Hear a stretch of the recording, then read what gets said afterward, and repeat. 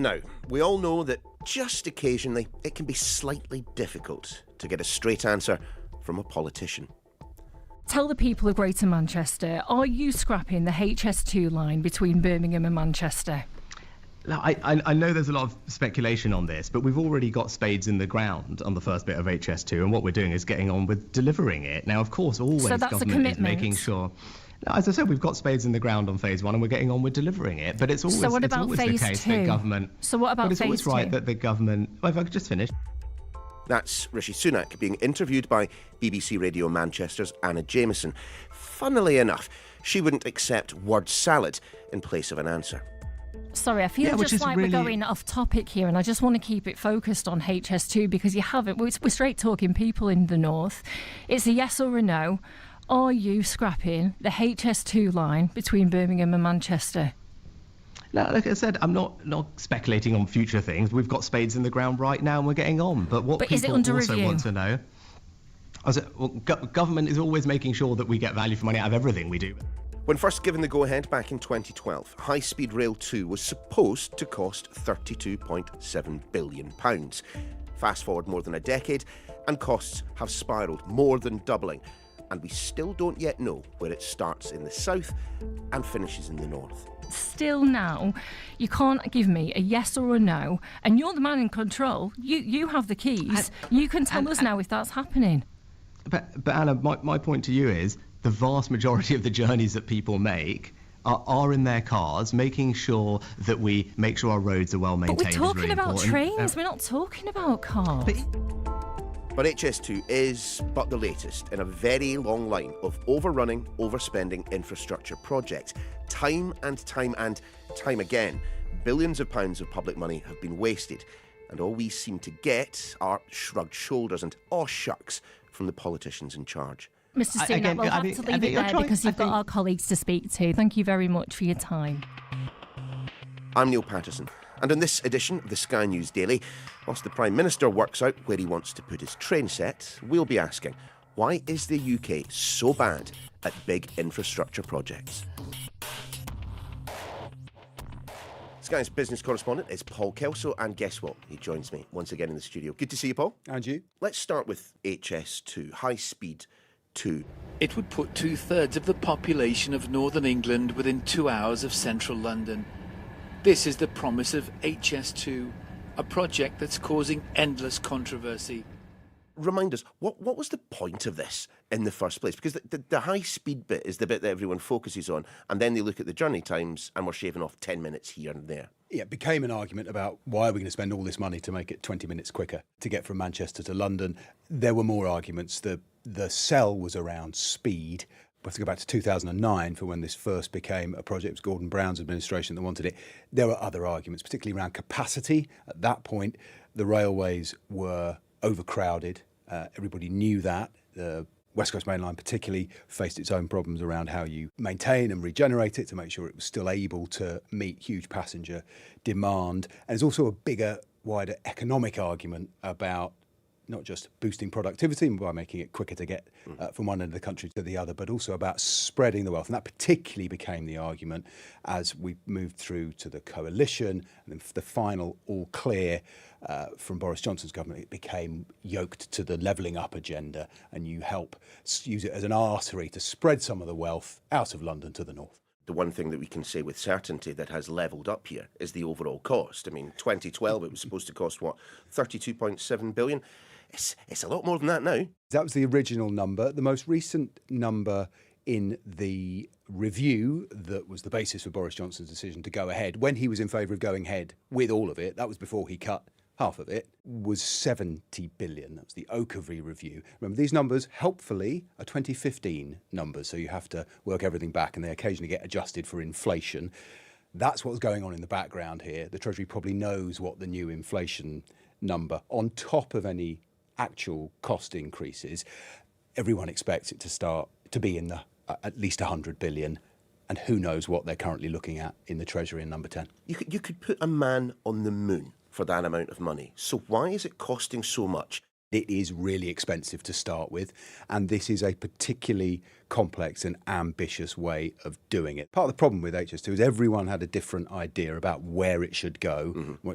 Just looking at something the other day, why doesn't it run along the M40 and up the M6? And you take those roads or take existing rail lines along those routes and you can see motorway, railway line, canal. When they dug the canals, they did them up there. So you stick your functional arteries, your infrastructure, in the same place. Makes sense. This is not following that. We're going to go straight to Birmingham and we're going to go through an area of outstanding natural beauty, through the widest part of the Chilterns, where most of the constituencies are conservative, so you add in the political element. Most of the expense is in the first bit to Birmingham. The most expensive bit of all is from Old Oak Common to Euston, which, by the way, you're going to have to bulldoze quite a lot of Camden. May or may not be popular, but probably not if you live there.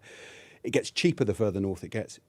It gets more popular the further north it gets. But on top of that, it's gold-plated. This project is to the highest possible specifications. But it is, we have to be careful around the numbers, but around 300 million a mile. That's 10 times what it cost to build a recent bit of high-speed rail in northern France. Now, the French just better at building railways. Things that trip us up here and seem to repeatedly trip us up are land costs. We're smaller. Okay, you sail through France and think, why is it so easy? Well, look around you. Massive Centrale is massive and there's not an enormous amount in the way. Of course, if your home is in the way, it hurts just as much. Planning takes forever in the UK. Terminal 5, the public inquiry consultation was 4 years to build a new terminal at an airport that already had 4. It gives you an idea of the kind of things that get in the way. Indecision, political indecision and delay is probably the number one, because that's when you do finally decide to build and you start building, any hold-ups. Phasing is the euphemism for trying to essentially, what's going on now, shove the costs into another parliament to make them someone else's. Another government. Make the Treasury's numbers, which are based on short 5-year targets, make them add up. Those cause cost increases. And that's where, when you're in an argument, you might be in an argument with your developer about, why is this more expensive? Well, if you keep changing your mind, it gets more expensive. You mentioned that final leg potentially coming through Camden to hook up with the Euston station. At the time of recording, we don't know if they're even going to go that far. So how can one have an infrastructure project on this scale spend tens of billions of pounds on already, and we don't yet know where the end point is going to be? I mean, how is that possible?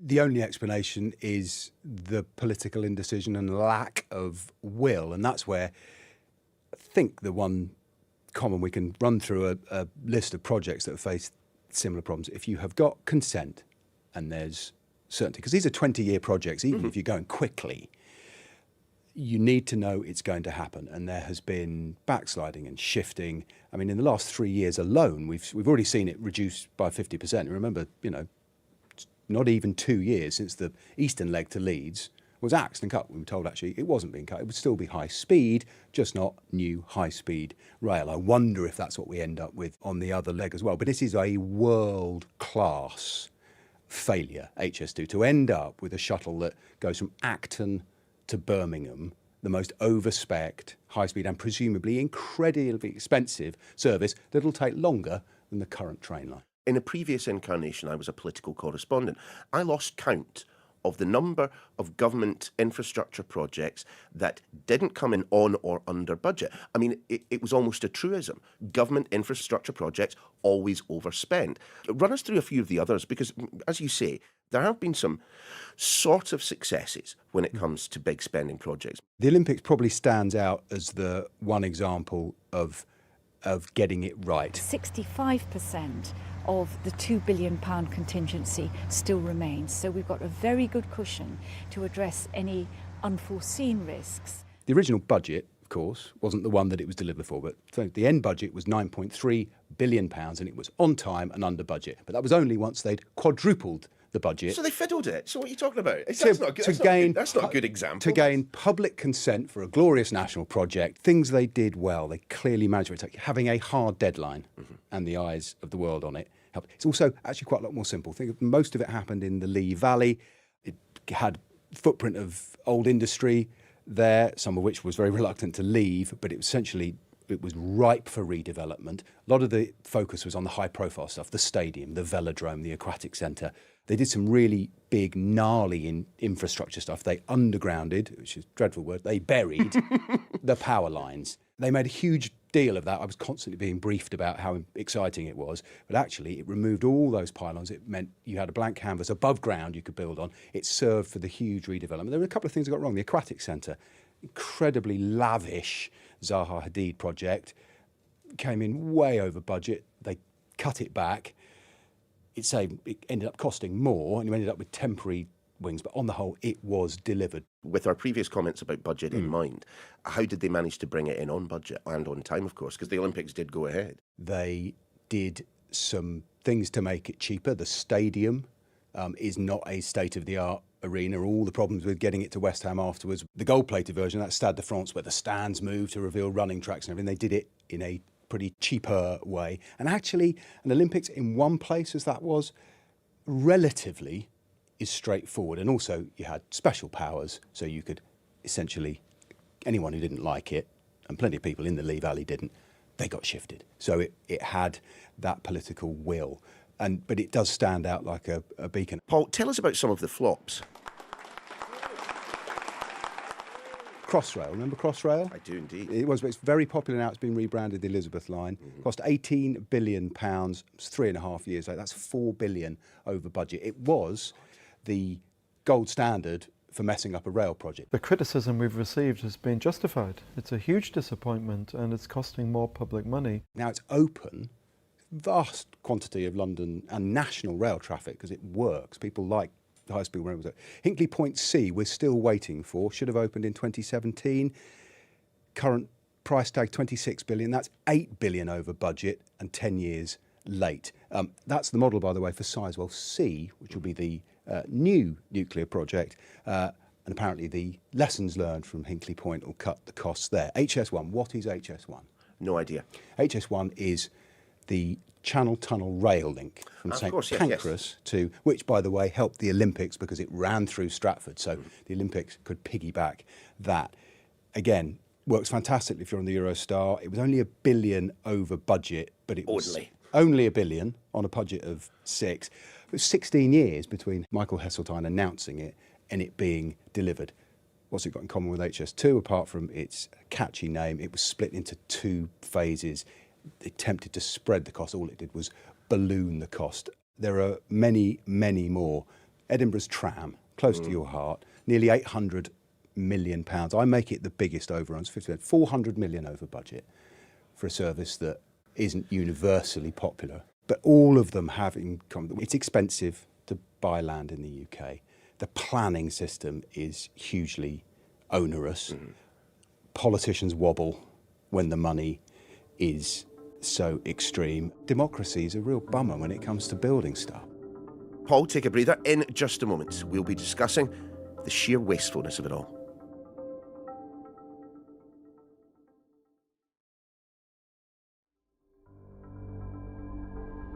We are back discussing those big infrastructure projects like HS2 with our business correspondent Paul Kelso, because we're talking about tens, hundreds, potentially hundreds of billions of pounds of needless expenditure on the basis of blueprints and plans that were drawn up beforehand. I mean, we've got tens of thousands, hundreds of thousands of people using food banks in this country. We have a problem with rough sleeping in this country. We have a problem with drug abuse and a health service that, let's be fair, is creaking at best. What I have never understood is why, when we are signing contracts with developers, with the organisations that produce these big infrastructure projects, why we don't put in penalty clauses, why we don't put in break clauses, that if the project starts to spiral in terms of expenditure, you say, no, that's on you. You're going to have to pick that up. It's a really good point, and it's one that I think HS2 is particularly vulnerable on, in that certainly of that most recent review I talked about, one of the things it said, we think the case is there to continue with this project because, frankly, if you spent the money now, you won't deliver any of the value if you don't finish it. But only go ahead once you have reviewed the cost properly and reviewed the contract. It seems the contracts did not sufficiently penalise delays on the developer side. But there are only so many people who can do these projects, and every country in the world and in Europe is constantly pushing for fresh infrastructure. I had a conversation with a huge concrete supplier, really revealing.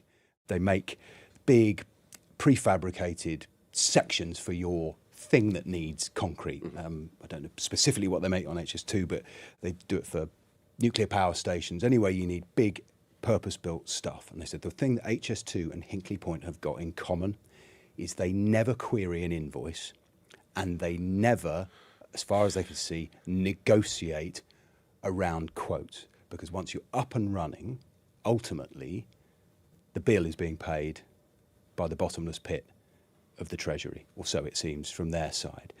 And that's anecdotal, but it seems to me to speak to an issue here about if you are, this probably building your own house is not the greatest analogy, but if you're paying every penny, you try and manage it as tightly as you can. Mm-hmm. This is before we get into the explosion in inflation, supply chain pressures, and all of this, what's coming down the track. We talked about lots of projects crucial to the UK. We've barely even started. The next 30 years, if we don't massively invest in infrastructure, we're not going to hit any of our targets. You're going to upset me again, aren't you? What's coming down the non-existent pipeline? The non-existent track is the energy transition, which we talk about a lot. We talk about net zero, feels a bit opaque and a little unclear. What it means in practice is we're going to have to completely overhaul the national grid, which historically, and as we operate now, we have a few power stations, relatively, from which all the pylons emerge and then thence to our homes. So you've got a few big connections to the grid. The future is thousands, millions of connections, whether it's our car charging point or, more important for infrastructure, bringing on shore massive amounts of offshore wind, which is produced in the North Sea, but is needed largely in the south of England. There's a huge project National Grid have got planned, Norwich to Tilbury, it's called, and it's 110 miles of pylons, a bit of undergrounding, which is more expensive. Planning process has started. We're years away from shovels in the ground, but the opposition along that route in every village is already being marshalled. So that's just one example, and there will be many, many more of this huge demand. Interesting, offshore wind, which is actually where it starts, the planning is complicated, but it's not as complicated because nobody lives out there. And the private sector has been very good at delivering it and building it, but it hasn't been very good, the government so far, just recently, at providing a price at which you can afford to make it, which is another problem. But we're at the start of an industrial revolution which will akin to the Victorian explosion. We've been talking about bricks and mortar infrastructure projects, but you can add on to that Ministry of Defence procurement, IT spend. They always overspend when it's a government contract. This is me taking you slightly away from your brief and your day job. Is there not now fundamentally an argument for taking control of projects like this out of central government? Setting up some form of body where you can bring in experience from the private sector. Is there no way of doing this that doesn't involve massive overspend and projects not coming in on time? Everywhere on the whole ends up spending a bit more. Whatever your contingency is, it gets spent. But what you're talking about sounds like you might want something, you might call it the National Infrastructure Commission, perhaps. And perhaps you might get the person who delivered the Olympics to chair it. That'd be a good idea. That's exactly what we've got. So John Armitt chairs the National Infrastructure Commission, which helped produce a National Industrial Strategy, which the government adopted, and this is not a political point, but it was ditched. There's a glorious dead end on gov.uk when you seek to find it. It was ditched 21, 22. So instead of an overarching, and this government's right, okay, instead of an overarching strategy for infrastructure, we have what is a much more piecemeal approach, and we've seen it in the way checks have been written to build EV battery factories, Safeport Talbot steel manufacturing. It's probably achieving some of the same ends, but it's not being done in that overarching way. And I know Sir John Armitt, we talked about the sewers and water. £70 billion is his estimate of what it will take. Banging my head off the table right now. Is what it will take to renew our Victorian sewage system. We have this incredible legacy of railways, sewers, all built 100, 150 years ago. We haven't really touched them since. Just a reference point, the Great Western Railway Brunel's billiard table, as it's known, London to Bristol, it was built in 6 years. What? Okay, right. I mean, that was in the 1830s when yeah. I'm guessing local opposition didn't have Instagram to organise. Yeah, and I'm fairly certain that the navvies didn't have quite the same working conditions as 20% of the workers died, I think. As we've been sitting here, I've noticed that the former deputy chair of the HS2 review, Lord Barclay, has said that this project could ultimately, from a starting budget of, what was it? Yeah, a little over £30 billion, could cost 180 billion. We are awaiting direction from Rishi Sunak, from government, as to what is going on. What's your best bet? I don't know more about it than Lord Barclay, whose opposition is now fully entrenched. But do you think it's going to go ahead? Do you think we will see that link? I think it will be. Do you think it will go to Manchester? Possibly in our lifetimes. I think we will see a decision postponed the other side of the Conservative Party conference in Manchester, being held in a former station building. The optics were not ideal, and I think we'll see it shoved into beyond the next Parliament, which ultimately will help increase that bill. And if, when this was first talked about by Gordon Brown, he'd said it would cost £180 billion, the chance of it going ahead will be very slim. It is an epic failure thus far, HS2. There is much that is wrong with it. The big argument in favour is you've started, you have to finish, otherwise you get none of the value, even at that unbelievable price tag. Paul, do you know what? I'm off for a lie down in a dark room. Thanks very much, I think. I'm off to view my train time.